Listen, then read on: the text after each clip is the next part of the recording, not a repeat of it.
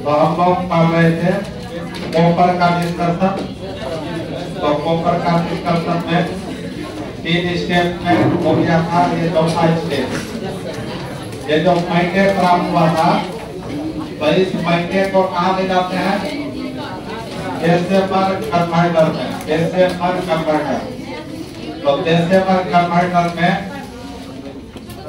कौन सा क्रिया होता है? डेसिमलीकरण, है ना। वो महीने जो है वो पिघलता है उसका कन्वर्टर में, बर्तन में पिघलता है, क्या होगी वो धरती में पिघलता है। तो पिघल करके क्या बनाता है? तो देखते हैं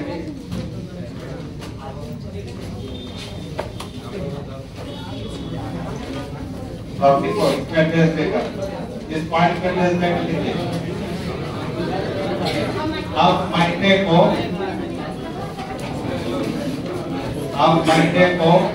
महीने मतलब क्या होगा? प्लस FGL, यही ना था, इसी का नाम मिश्रण है महीने। अब महीने को डेसिमल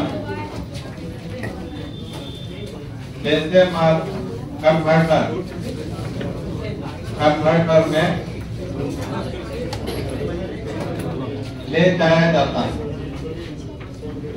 ले जाया जाता है।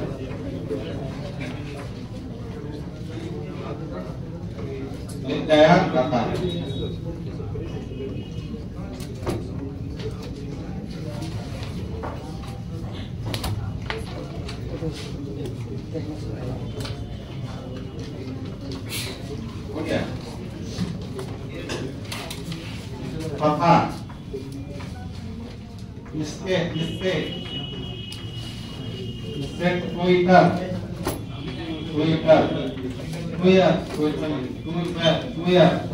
लगे होते हैं,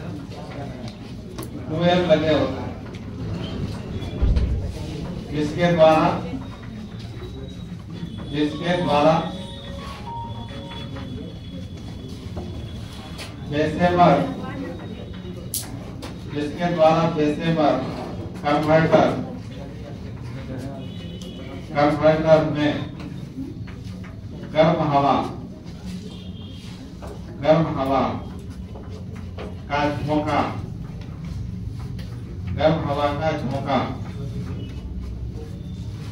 प्रवाहित किया जाता है।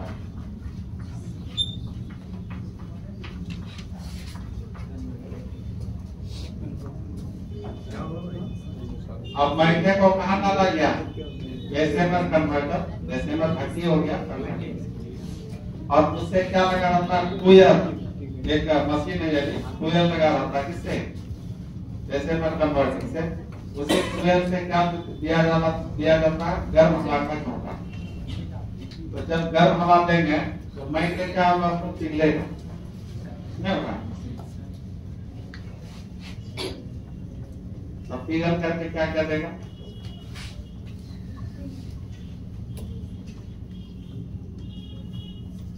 और एक बात, इसमें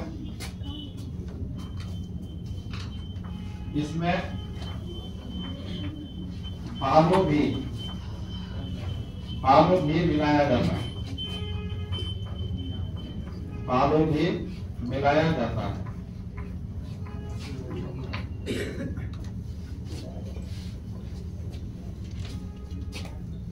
इसमें बालू भी मिलाते हैं, लगाए जाते हैं।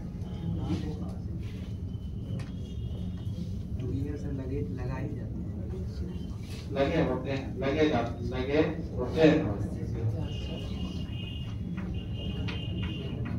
लगे होते हैं, जिसके द्वारा डेसिमल कन्वर्टर में गर्म हवा का झोंका प्रवाहित किया जाता है। इसमें बालू भी मिलाया जाता है। तो ऐसा करने पर इसमें क्या परिवर्तन होगा? क्या बदलाव होगा? ये दोनों चलेगा, भट्टी में बचा हुआ वही दोनों का।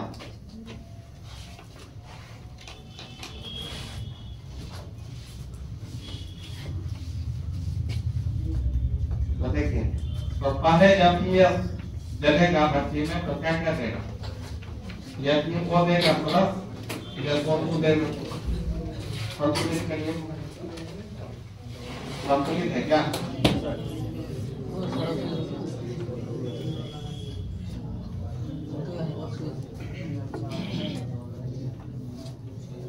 हो गया। अब ये जो बना FeO फेरस ऑक्साइड, इसमें बालू से मिलाया है ना, तो क्या करेगा? बालू से मिल गया, FeO किससे मिल गया? बालू से, ऐसा ही हो गया। तो फिर क्या मिल गया? Ferrous silicate. क्या बन गया ये? स्लेट फिर से बन गया। एक बार स्लेट और बना था पीछे, कैसे बना? इसका नाम हुआ फेरस सिलिकेट। Ferrous silicate.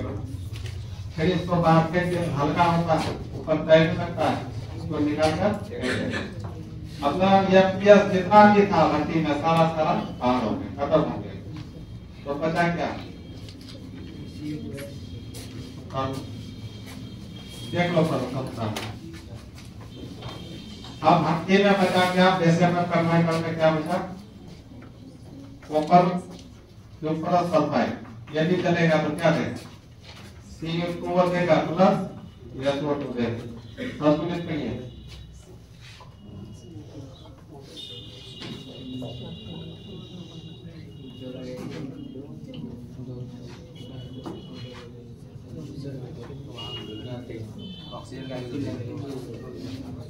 बना ये जो बना, ये पुनः इसके कुछ बचे मॉलिक्यूल से रिएक्शन करता है। तो कॉपर अलग हो गया,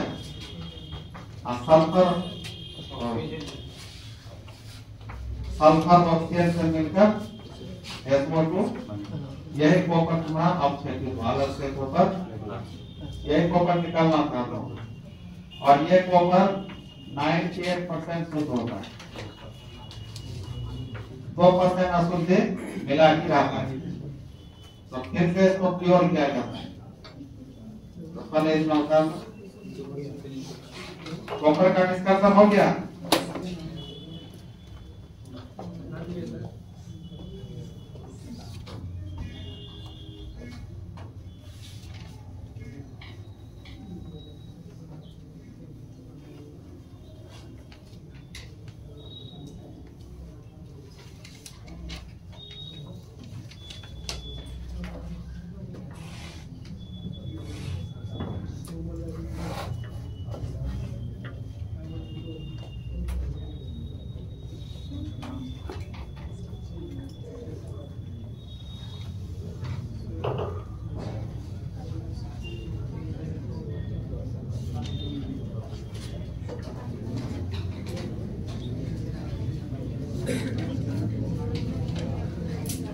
हो गया बोलो।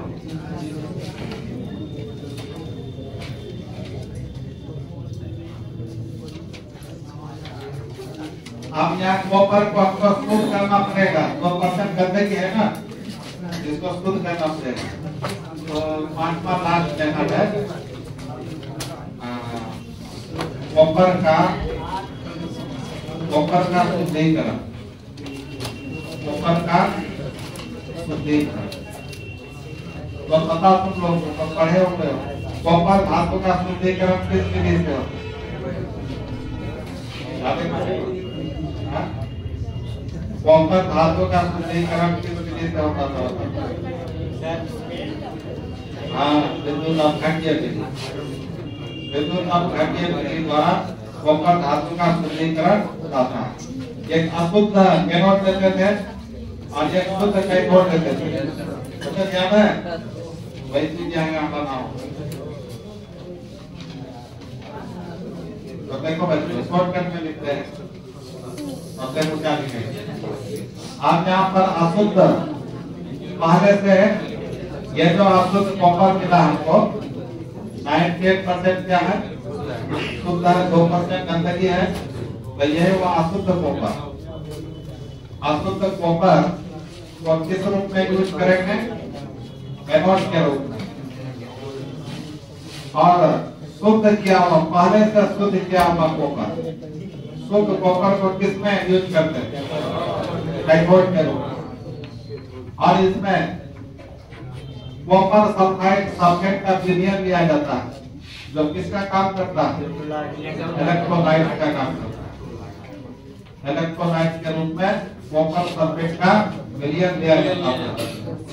तो इस तरह इलेक्ट्रोलाइसिस करने पर, इसकी उपस्थिति में सबका इलेक्ट्रोलाइसिस करने पर आपको क्या मिलता था बताइए? ये जो अशुद्ध कॉपर है, ये अशुद्ध कॉपर क्या करता था? इलेक्ट्रॉन का त्याग। तो कॉपर कितना इलेक्ट्रॉन का त्याग करता? तो ये किस रूप में बदल जाएगा? Copper ion. अब यही कॉपर आयन ये क्रिया किस पर होगा? एनोड पर होगा ना। एनोड पर ऑक्सीडेशन होता है ना, ऑक्सीडेशन। हाँ, ये जो कॉपर आयन निकला इस अशुद्ध कॉपर से, मतलब ये अशुद्ध कॉपर है, ये शुद्ध कॉपर है, इसी को हमको शुद्ध करना है। और इसके अंदर क्या चीज का घोल है? Copper sulphate. तो जब इलेक्ट्रोलाइसिस करंट ना लेंगे इसमें, तो यहाँ का कॉपर निकल के किसमें बदलेगा? कॉपर आयन में। यही कॉपर आयन फिर कैथोड पर जाकर क्या होगा? जमा हो जाएगा। ये शुद्ध कॉपर है, इसका शुद्ध बना कॉपर निकल के इस पर जमा होगा और इसके नीचे इसका गंदगी नीचे बैठ जाता है। इसको एनोड मड कहा जाता था। याद आया? तो इसका शुद्ध निकल के उस पर जमा हो गया, तो शुद्ध कॉपर मिल गया। तो मतलब उसके बाद ये Cu2+ कैथोड पर इलेक्ट्रॉन को ग्रहण करके क्या बना देता है? कॉपर धातु जमा हो गया किस पर? कैथोड पर। इस तरह हमको कैथोड पर शुद्ध कॉपर प्राप्त हुआ। फिर भी ये 99.99% ही शुद्ध होगा। इसको खपोलेदार कॉपर बोलते हैं। खपोलेदार कॉपर ये हुआ कॉपर का। और इस विधि का क्या नाम है बच्चों? क्या लिखना पड़ेगा? कॉपर को विद्युत या वैद्युत अपघट्य विधि द्वारा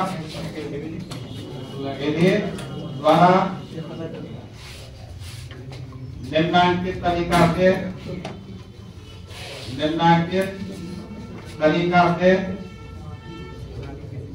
शुद्ध किया जाता है। इसको लिखने के बाद ये हुआ कॉपर का कंप्लीट डिस्कशन। सब फिगर बनाना जरूरी है।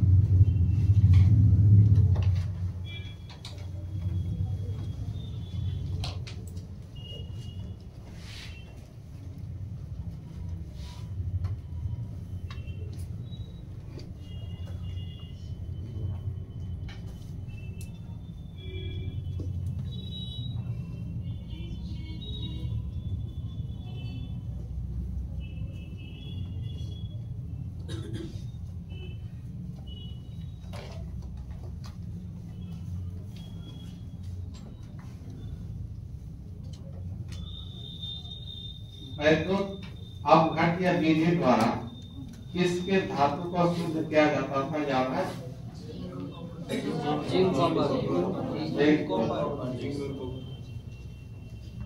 और ये पता था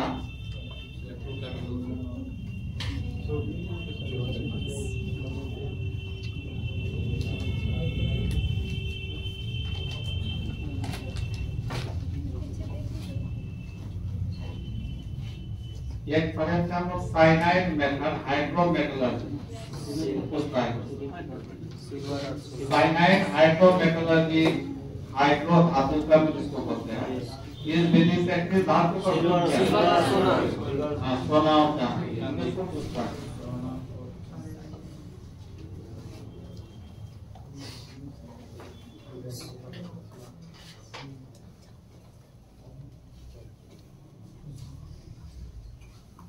तो जिंक के बारे में हम लोग पढ़े। जिंक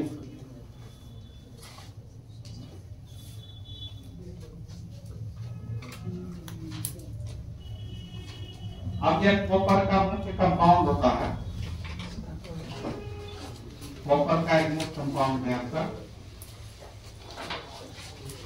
जैसे लोहा का एक कंपाउंड पड़े थे ग्रीन विट्रियो पड़े थे ना, तो कॉपर का ये कंपाउंड होगा blue vitreo, Neela Kashish.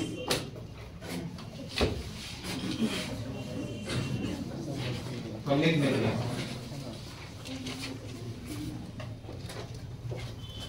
Compound of copper, compound of copper. Copper का एक कंपाउंड है ब्लू विट्रियो, ब्लू विट्रियो, जिसको हम लोग हिंदी में नीला कशिश बोलते हैं। ये भी पूछा गया क्वेश्चन है बच्चों। इसका सूत्र होता है CuSO4.5 और ग्रीन विट्रियो का क्या पता है सुबह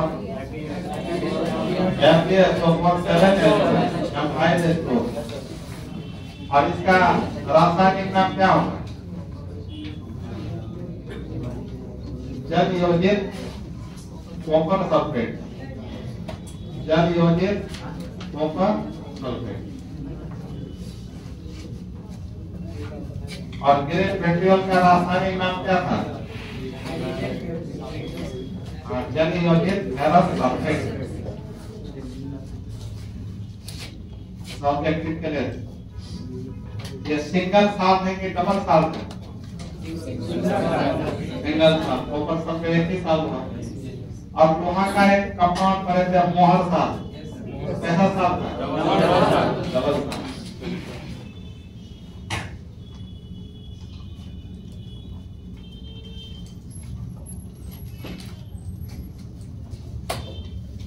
हो गया ना? ये हो गया।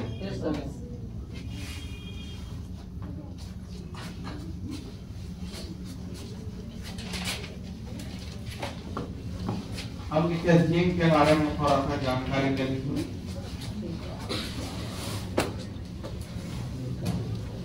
अच्छा, लोहा हुआ, जिंक हुआ, कॉपर हुआ, ये सब किस ब्लॉक का तत्व है? S block, P block, B block, जब ब्लॉक का।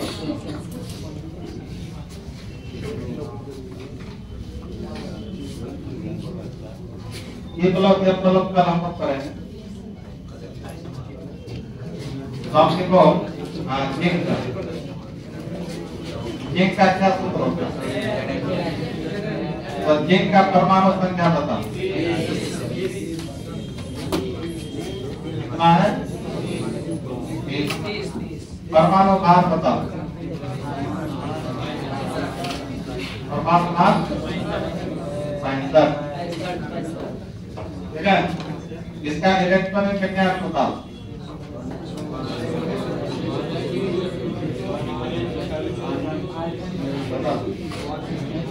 आर्गन वॉरियर को क्रेडिट होगा और CO2 प्लस का इलेक्ट्रॉनिक विन्यास क्या होगा? CO2 प्लस Zn2 प्लस का आर्गन क्रेडिट होगा ना, ये तो 2 बार हो जाएगा। बात से खत्म। बाहरी वर्ग में से हटेगा, बाहरी में चौथा अस्तित्व नहीं है, बाहरी यहाँ से हटेगा। मान लीजिए अब कॉपर का अयस्क, सॉरी जिंक का अयस्क क्या क्या होगा?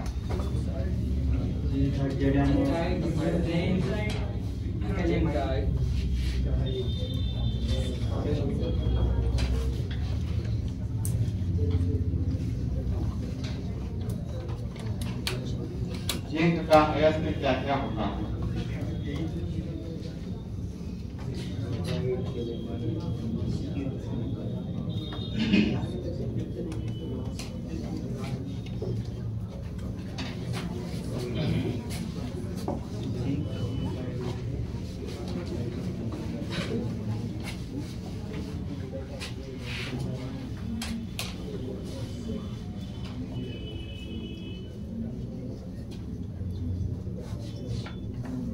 तो आपको सबसे इम्पोर्टेंट इसमें है धातु का निष्कर्षण में कॉपर या लोहा या तीसरा चीज। ठीक है, तीनों में पूछा जा सकता है 5 नंबर लॉन्ग क्वेश्चन।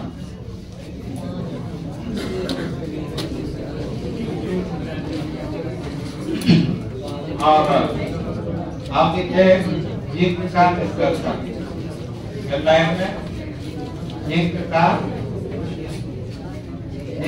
निष्कर्षण देखिए।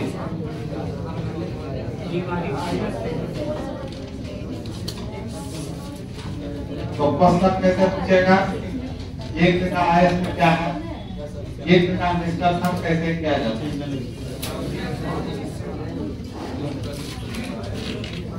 मतलब निकाय में लिखा है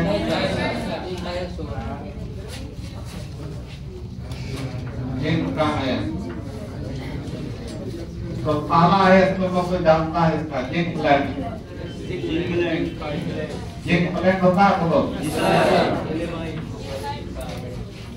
क्या सूत्र होता है। और दूसरा कैल्शियम आयन क्या होता है बता। NaCO जिंक कार्बोनेट जिसको बोलते हैं। तीसरा जिंकाइट क्या होता है ZnO। ये 3 मुख्य आयन होता है।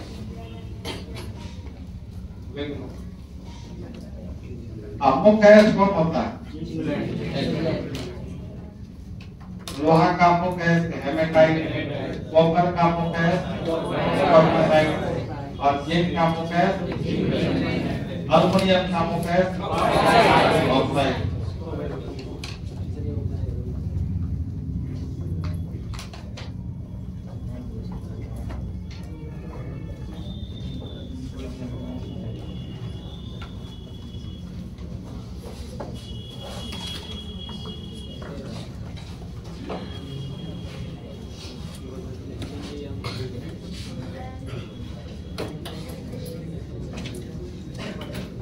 हो गया क्या? जी सर।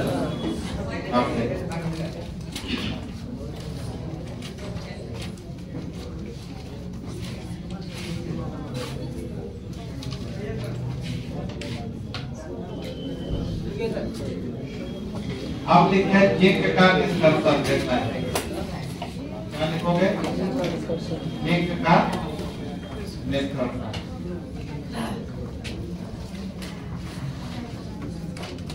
तो जिंक का निष्कर्षण कैसे होता है तो देख लीजिए। तो जिंक का निष्कर्षण जिंक ब्लेंड आयस्क से किया जाता है। क्या कब कर रही है?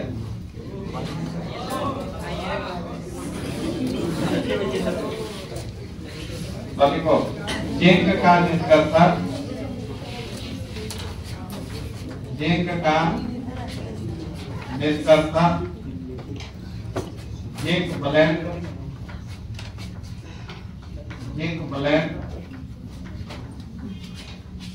आयस्क से किया जाता है। इसके निम्नांकित चरण होते हैं। निम्नांकित चरण होते हैं।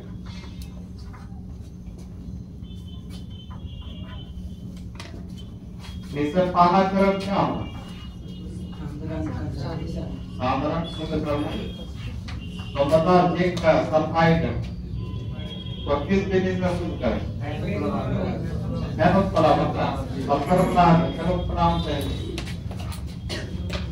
तो सर्वप्रथम जिंक ब्लेंड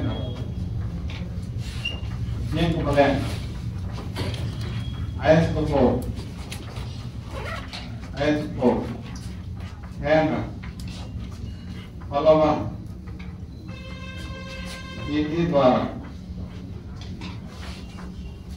द्वारा शुद्ध किया जाता है।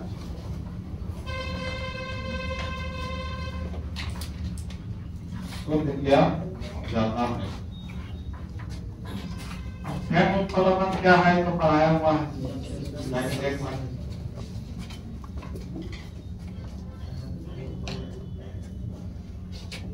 तुम रिवीजन करो बार बार। एक चैप्टर फिजिकल करो, दूसरा चैप्टर इनऑर्गेनिक करो, तीसरा ऑर्गेनिक करो।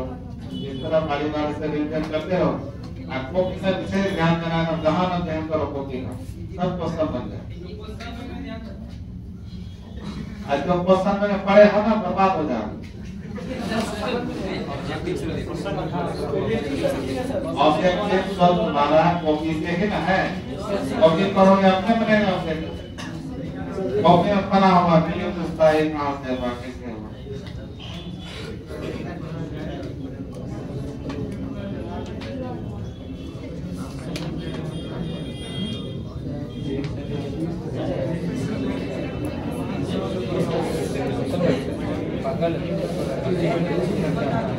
अपना में अब साधारण के बाद क्या होगा बताओ।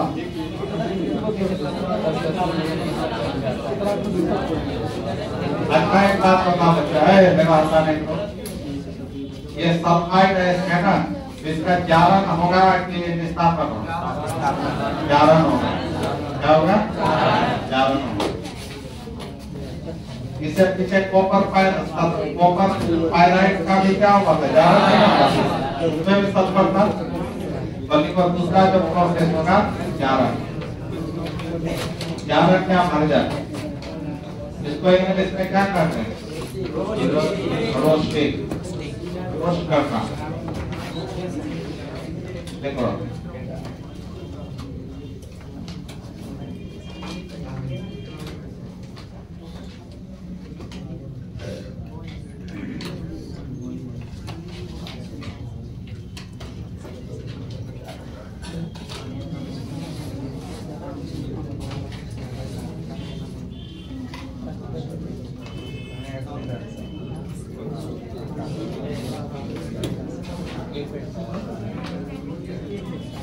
ओके बोलो। आप देखो, आप सामने तय को, सामने तय का शुद्ध क्या उपाय? किस विधि से शुद्ध के शुद्ध कर लिया ना, वही बात सामने तय। सामने तय को परावर्तन भट्टी, परावर्तन भट्टी में हवा की अधिकता में, हवा की अधिकता में, हवा की अधिकता में उच्च ताप पर, उच्च ताप पर गर्म किया जाता है, गर्म किया जाता है। जहां निम्नांकित परिवर्तन होते हैं, जहां निम्नांकित परिवर्तन होते हैं।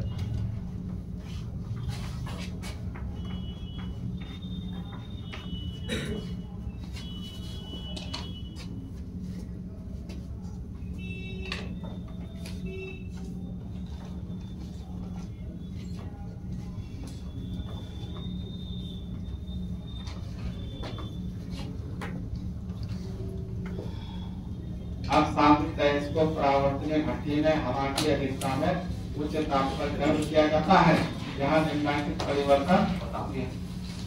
क्या क्या परिवर्तन होता है बच्चों, देख लेते हैं। तो सामने तैस का सूत्र क्या था? इसको जलाएंगे हवा में तो क्या कर देगा? NO भी दे सकता है और SO2 भी देगा।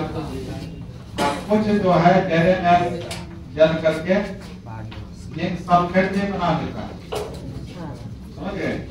कुछ जिंक ऑक्साइड भी बनाता है, कुछ जिंक सल्फेट भी बना देता है। ये क्या नहीं होगा, इसमें बहुत सारा ना होगा। तो कुछ किसमें बदल जाता है?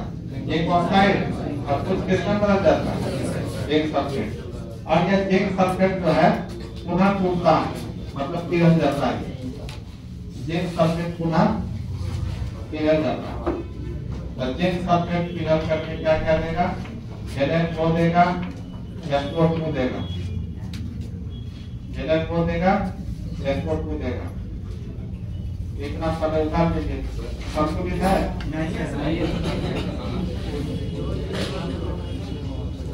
बोर्ड में भी देखो कम से 4 ऑक्सीजन होगा 5 हो गया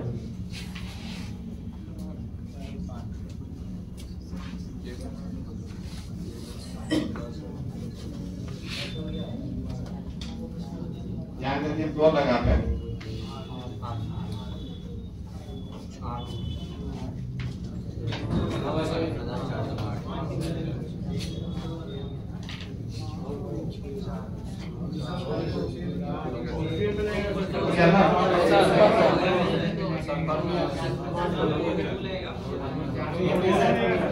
सल्फर 2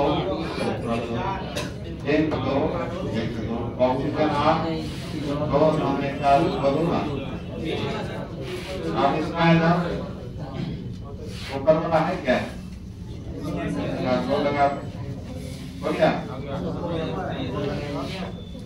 ऊपर वाला है क्या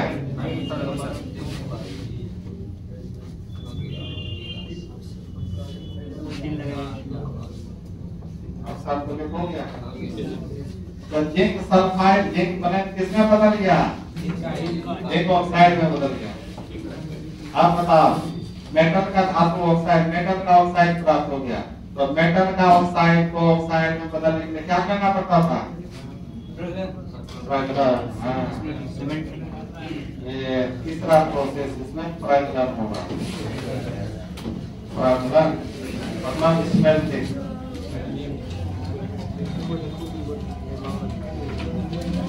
उधर तो प्रज्वलन को पूछा हुआ क्वेश्चन है ये धातु के ऑक्साइड को धातु में अपघृत करने के लिए कार्बन और कार्बन मोनोऑक्साइड का प्रयोग किया जाता है तो इस क्रिया को कहा जाता है परिभाषा में लिखा है तो अब यहाँ जिंक ऑक्साइड को क्या करेंगे बताओ किसमें मिलाए कोयला कार्बन के साथ उतर गया है ना अब प्रज्वलन में लिखे जैसे का हर्जित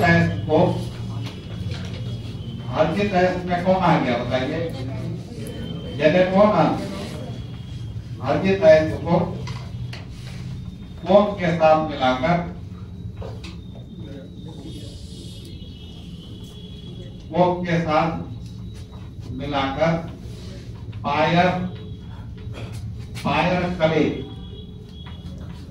पायर कली यंत्र का मशीन का नाम है पायर कली मतलब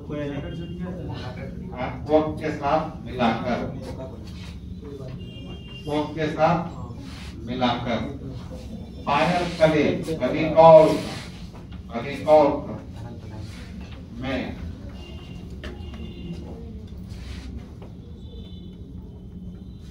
गर्म किया जाता है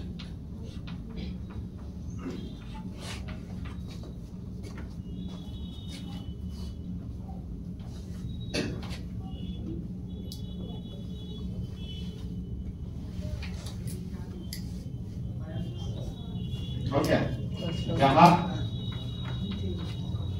जिंक ऑक्साइड कार्बन मतलब कोक द्वारा कार्बन द्वारा क्या होता है अपघृत होकर क्या देता है जिंक धातु देता है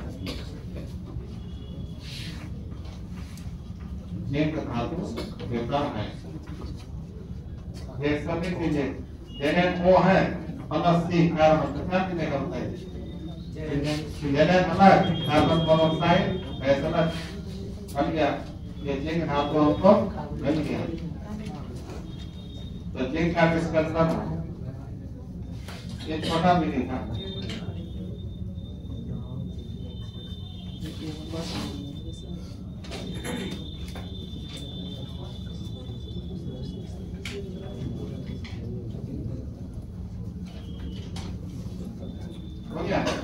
अब ये जो जिंक में ना अशुद्ध होता है पूरा शुद्ध नहीं होता फिर इसका क्या करना होगा शुद्धिकरण शोधन करना होगा। तो चौथा मेथड क्या होगा? शोधन। शोधन।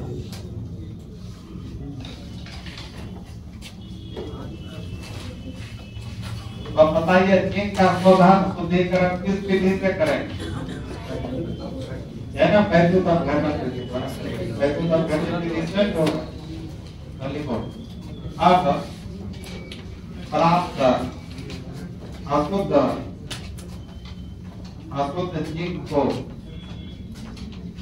जिंक को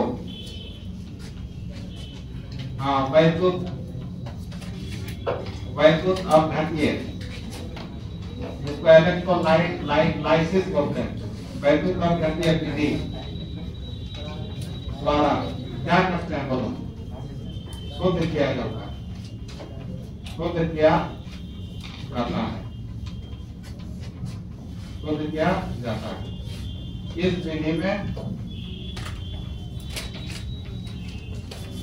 इस विधि में क्या करेंगे बताइए आपको?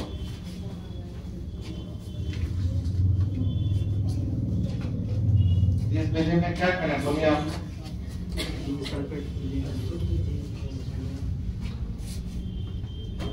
अशुद्ध जिंक को किसके रूप में यूज करें? अशुद्ध जिंक मैंने जो मिला हमको प्रबलन के बाद जो मिला अशुद्ध जिंक आपका एनोड का काम करेगा, एनोड के रूप में। और शुद्ध जिंक पहले से शुद्ध जिंक किसका काम करेगा? कैथोड का काम करेगा। और इलेक्ट्रोलाइट्स के रूप में वैद्युत अपघट्य के रूप में क्या लेंगे? जिंक सल्फेट का विलयन लेंगे, जिंक सल्फेट सॉल्यूशन लेंगे। अब इलेक्ट्रोलाइसिस करेंगे तो जिंक क्या करेगा बताइए? दो इलेक्ट्रॉन क्या करेगा? तो जिंक आयन में बदल जाएगा। इस प्रोसेस किस पर होगा? ये एनोड पर होगा। अब ये जो जिंक आयन निकला किस पर जाएगा? कैथोड पर। कैथोड से जाकर दो इलेक्ट्रॉन को ग्रहण करके जिंक धातु बना देगा। ये क्रिया किस पर होगा? कैथोड पर। इस तरह कैथोड पर हमको शुद्ध जिंक प्राप्त हो जाएगा। समझ गए? जिंक का निष्कर्षण। अब लास्ट पेज में एल्युमिनियम।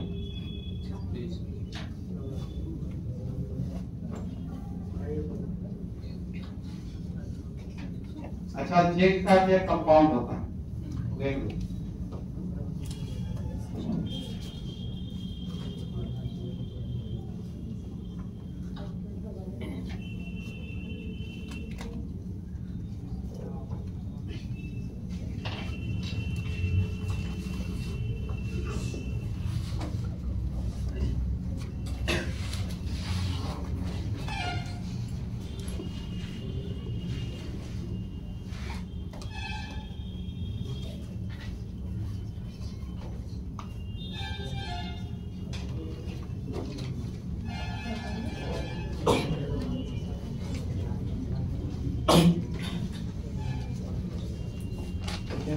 शुद्ध और क्या है?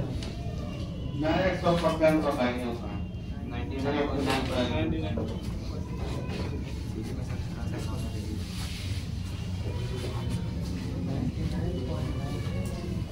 क्या बोलो? आप लिखे अमोनियम के बारे में।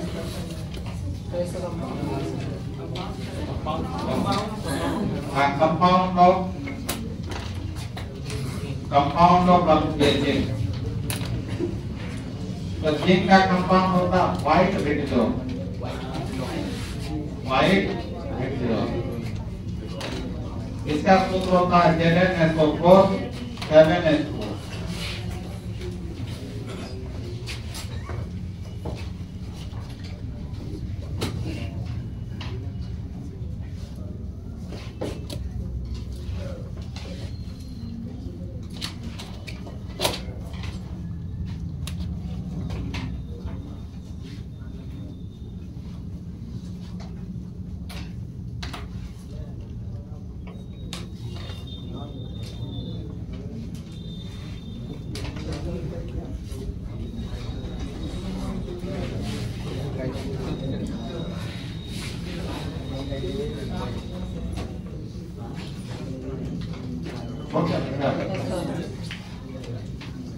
इसका रासायनिक नाम क्या होगा बताइए?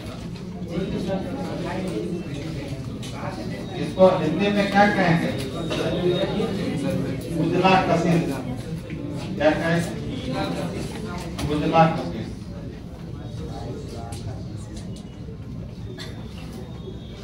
यानी सिंगल साल है कि डबल साल? सिंगल साल। देख लो। अब लास्ट पे आता है अल्मीनियम। इस चैप्टर का लास्ट पार्ट खत्म हो जाएगा। रासायनिक नाम क्या है? रासायनिक नाम क्या मतलब? जल है ना, तो जल योजित जिंक सल्फेट, जल योजित जिंक सल्फेट। मैं बोलो जल योजित जिंक सल्फेट रासायनिक नाम। उसके बाद लिख दीजिए हेडलाइन में एल्यूमिनियम। एल्यूमिनियम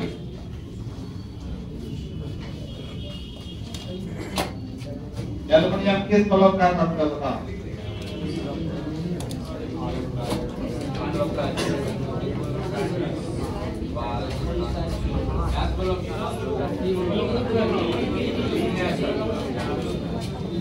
हाँ भैया ब्लॉक का होता है। ये ब्लॉक का है। किस ग्रुप का है? बैगन, आलू, गाजर। इसका परमाणु संख्या कितना? परमाणु संख्या 13 और परमाणु भार कितना? परमाणु भार 27। इसका इलेक्ट्रॉनिक विन्यास बताओ। 1s2 2s2 2p6 3s2 3p1 और फिर s3 का इलेक्ट्रॉनिक विन्यास क्या होगा?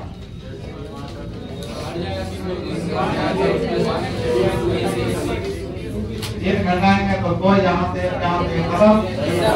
तो 1s2 2s2 2p6 या जिसको हम लोग नियोन बोल सकते हैं। पूरे को नियोन नहीं बोलेगा। अतः Al3 प्लस का इलेक्ट्रॉनिक विन्यास किसके बराबर है? नियोन के बराबर।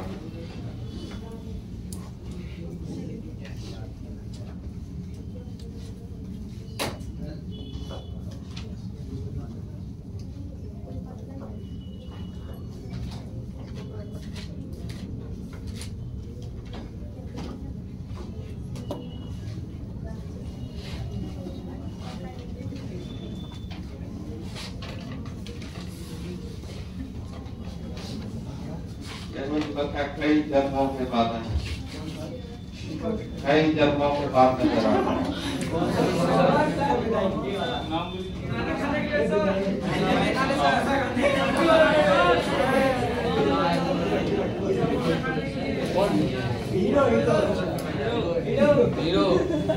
क्या है इसको?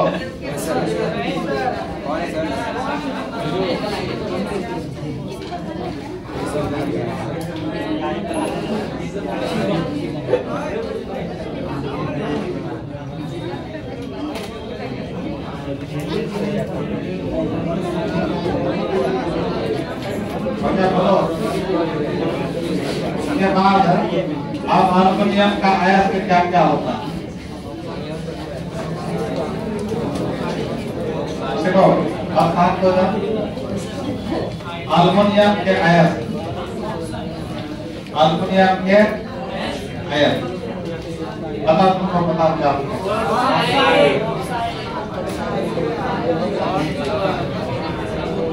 मुख्य है? क्या है? ऑक्साइड। ऑक्साइड का सूत्र बताओ। Al2O3 है ना? है। उसके बाद दूसरा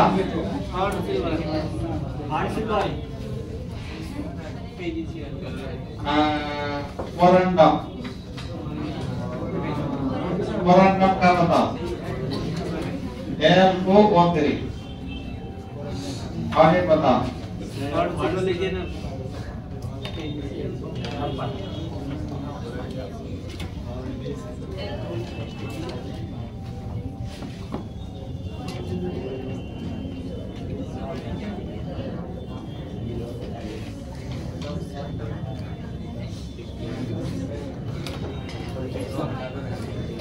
क्या मतलब बता? ये होता dye spot, dye spot, dye spot. ये F2O3 बस इसका नाम किससे होता है? ऑक्साइड। हाँ, मैग्नीशियम वास्तव में क्लोरीन का एस होता है, क्लोरीन वास्तव में क्लोरीन का मैग्नीशियम हाइलाइट है, हाइलाइट है। दोनों सेम है क्या? क्या है? दोनों सेम में है। एक H2O इसमें होता है,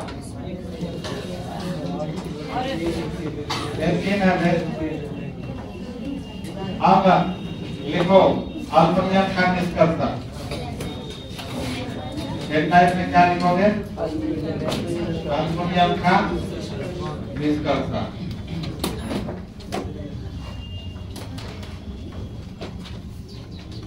अल्युमिनियम का निष्कर्षण और लिखो अल्युमिनियम का निष्कर्षण। एल्यूमीनियम का निष्कर्षण मुख्यतः बॉक्साइट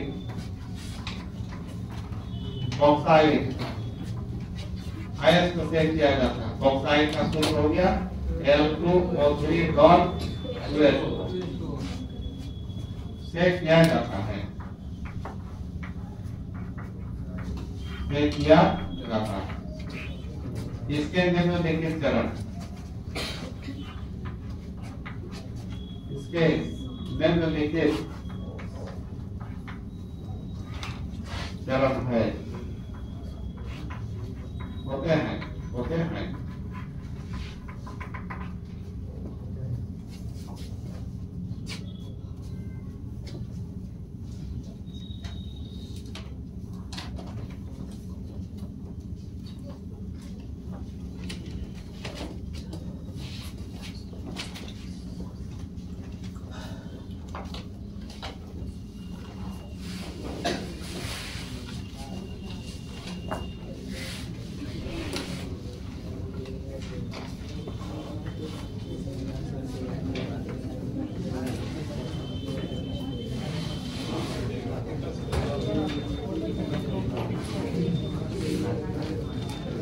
बच्चा, अब पाना स्टेप में क्या होगा? इसका भी साधारण, तो साधारण किस विधि से करेंगे?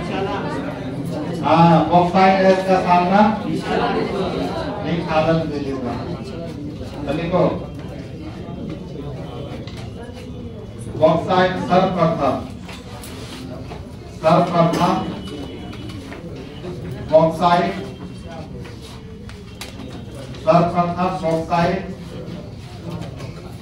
अयस्क का सांद्रण, बॉक्साइट अयस्क का सांद्रण निक्षालन विधि, जिसको रासायनिक विधि बोलते हैं। अच्छा, एक ऑब्जेक्टिव आ सकता है, निम्नलिखित में किस अयस्क का सांद्रण रासायनिक विधि द्वारा किया जाता है? अपने बॉक्साइट है, निक्षालन एक क्या है? रासायनिक विधि है। और इस विधि को कौन क्या जानते हैं बच्चा? बेयर नाम पे क्या है?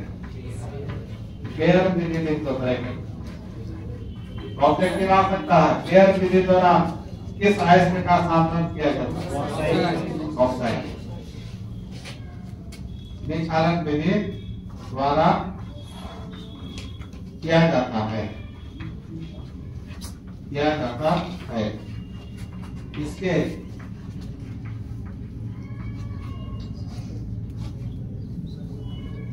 हो गया, किया जाता है।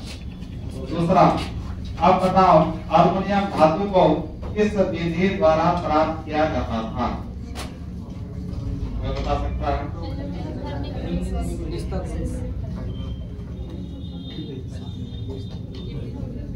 एल्यूमिनियम थर्मिक विधि से उसको धातु के ऑक्साइड से निकाला जाता है।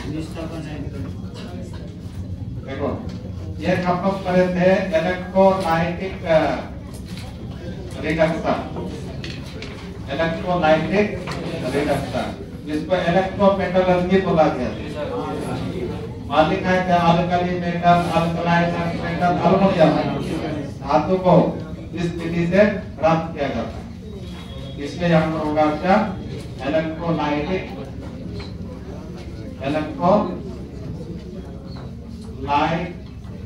रिडक्शन। दूसरा में वही मेथड है दूसरा।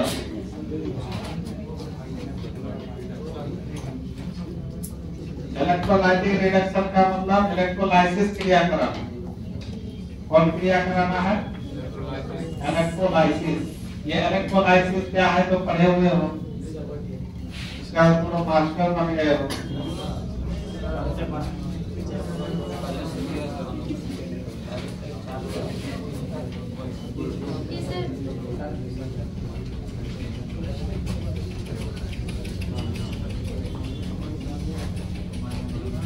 सभी को इलेक्ट्रोलाइटिक रिडक्शन।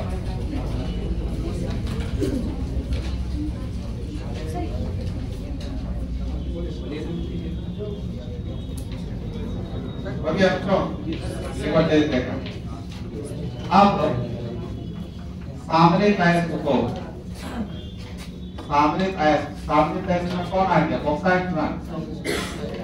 सामरिक अयस्क में क्या हो गया? एल्यूमिना प्राप्त होता है लास्ट में, एल्यूमिना। ऑक्साइड किसमें बदल गया? अल्युमिनियम ऑक्साइड में बदल गया। अब सामरिक अयस्क क्या बचा?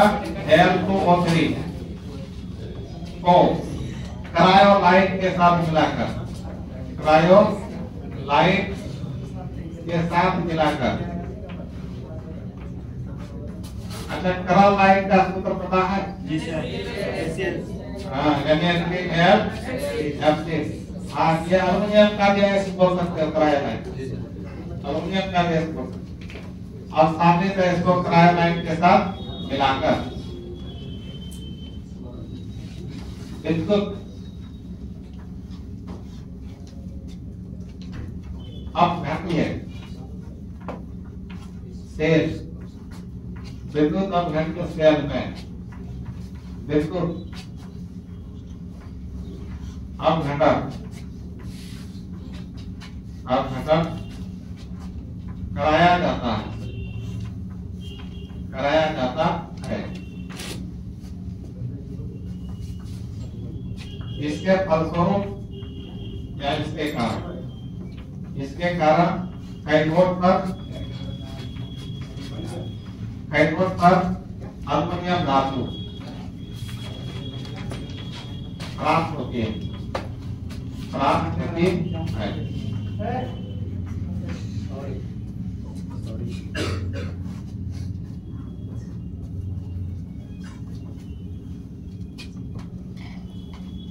इसके कारण कैथोड पर अल्युमिनियम धातु प्राप्त होती है।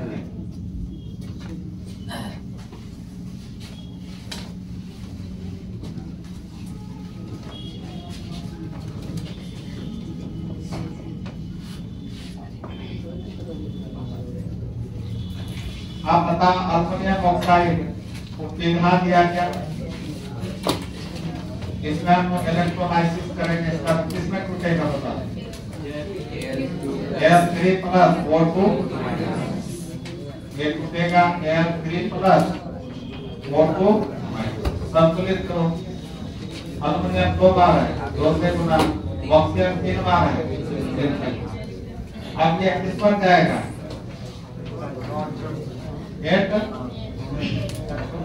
Al3+ किसमें जाएगा? कैथोड पर ना, ये प्लस है तो किस कैथोड में माइनस, तो Al3+। कितना इलेक्ट्रॉन का कमी है? 3। यहाँ 2 लगा दिए, कितना कमी हो गया? 6। तो 6 इलेक्ट्रॉन को कैथोड पे लेगा तो कमी है पूरा कर दिया, तो अल्युमिनियम धातु जमा हो गया। ये अल्युमिनियम किस पर जमा हो गया? अल्युमिनियम धातु पूरा के निकाल सकते हैं। और एक N1 पर कौन जाएगा? एनोड पर कौन जाएगा 3O2 माइनस है, कितना इलेक्ट्रॉन जाता है 6, तो 6 को निकाल देगा तो 3O बन जाएगा। वो अकेले तो नहीं रहेगा, वो कौन मिल करके क्या बना लेगा, ऑक्सीजन गैस बनता रहेगा, निकलता रहेगा किससे एनोड से। और अल्युमिनियम धातु किस पर जमा होगा जाएगा कैथोड पर, कैथोड से निकाल लेते हैं। इस पर अल्युमिनियम का निष्कर्षण हो गया, ठीक है। और कर दो यहाँ पर एक सवाल है कि बॉक्साइट को क्रायोलाइट के साथ मिलाकर विद्युत अवघटन किया जाता है ना, ताकि ये क्रायोलाइट क्यों मिलाते हैं, हाँ इसकी चालकता को तेजी से करंट पास होने के लिए, तेजी से अल्युमिनियम प्राप्त होने के लिए, और साथ में इसका गलनांक मेल्टिंग पॉइंट को घटाने के लिए कम ही ताप पर पिघल जाए, तब ये बनेगा आसानी से। तो पूछा जा सकता है कि एल्युमिनियम के निष्कर्षण में क्रायोलाइट को क्यों मिलाया जाए, लिख दो इसको सब, देखो पसंद करके लिखो, पसंद करके लिखिए, क्या लिखोगे,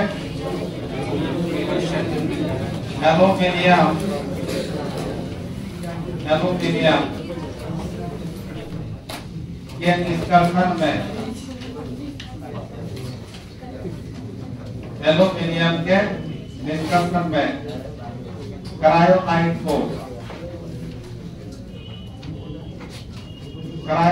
को क्यों मिलाया जाता है, क्यों मिलाया जाता है, क्यों मिलाया जाता है, इसका आंसर देखिए पाना L2O3 के गलनांक बिंदु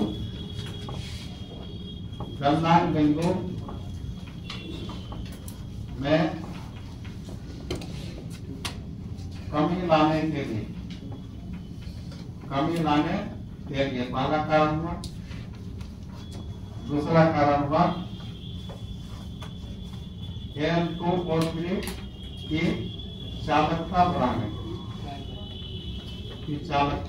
बढ़ाने के लिए, उसके दो कारण है।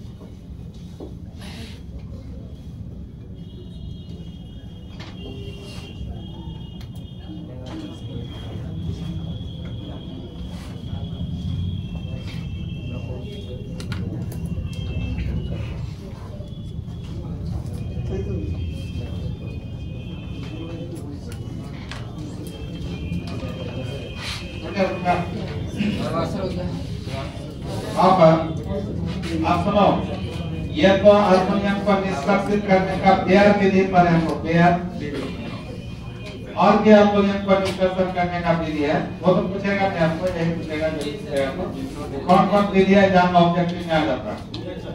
ये है पेयर विधि तो है, ये है हॉल विधि, हॉल वैज्ञानिक का नाम है हॉल विधि, और एक सब्जेक्ट विधि, सब्जेक्ट क्या है, सब्जेक्ट विधि। तो लिखो स्टार देकर लिखो,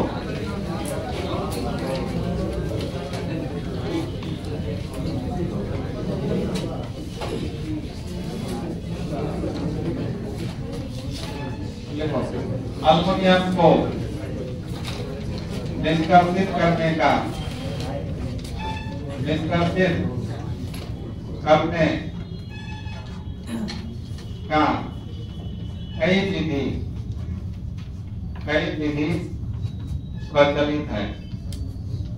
कई विधि प्रचलित है,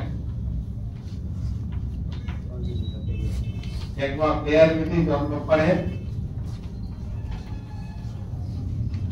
और एक है हॉल विधि,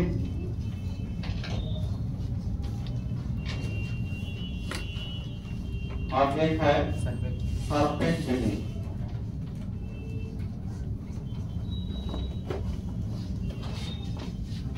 और एक विधि है कोई याद नहीं आ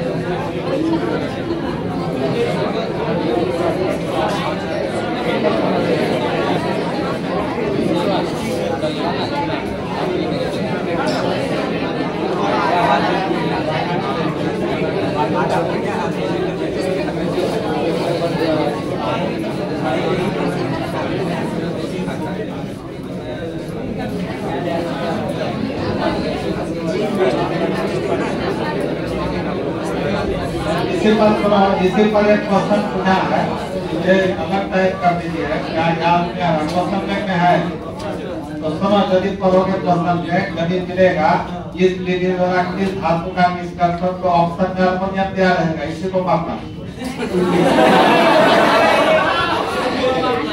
याद क्या है?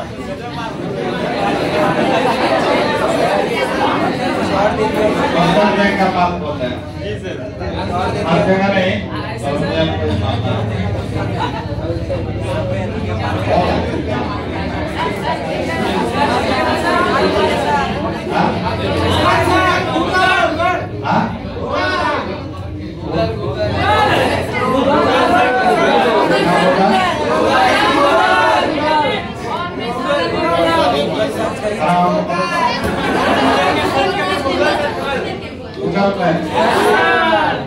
गूगल में सर्च कर लेना।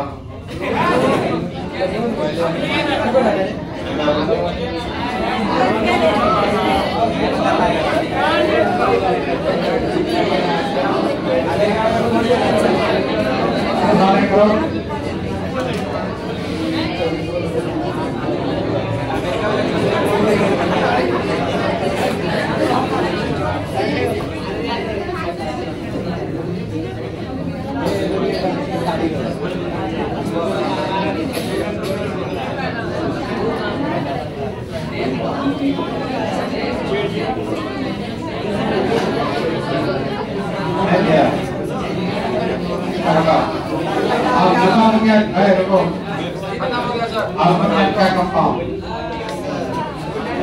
अल्युमिनियम का कंपाउंड, तो ये है हमारा पिटकिरी। पिटकिरी का सूत्र बताओ।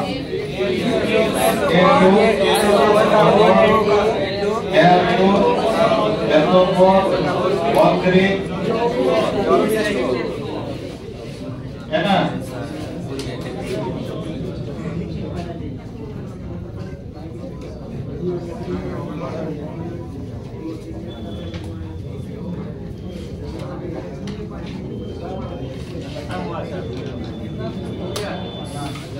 तो ये चैप्टर खत्म। अच्छा, इसी को एलॉन बोला जाता है। क्या बोलते हैं? Potash Elon. क्या बोलते हैं? Potash Elon. यहाँ केवल एलॉन में बोलते हैं। Potash Elon. ठीक है? ये डबल सल्फेट के सिंगल सल्फेट, एक पोटासियम सल्फेट, एक अल्युमिनियम सल्फेट, डबल सल्फेट, दो डबल है। ये बिग डबल। नमस्कार। इसको पानी में घोलने से क्या होता है? पानी साफ है। आयन पेट्रोल जाता, नाश्ता में आयन पेट्रोल जाएगा, अपना अस्तित्व खो देता। ठीक है, तो अब सुनो बच्चों, तो ये तुम्हारा इसमें इनऑर्गेनिक में डी ब्लॉक और एक बेटा, तो कल इसको बताएंगे। और सुनो, अब ऑर्गेनिक में आ जाओ। ऑर्गेनिक में तुम्हारा बचा है बायोमोलिक्यूल्स और एमिन। तो बायोमोलिक्यूल्स के लिए आपको आना है कल 11 बजे।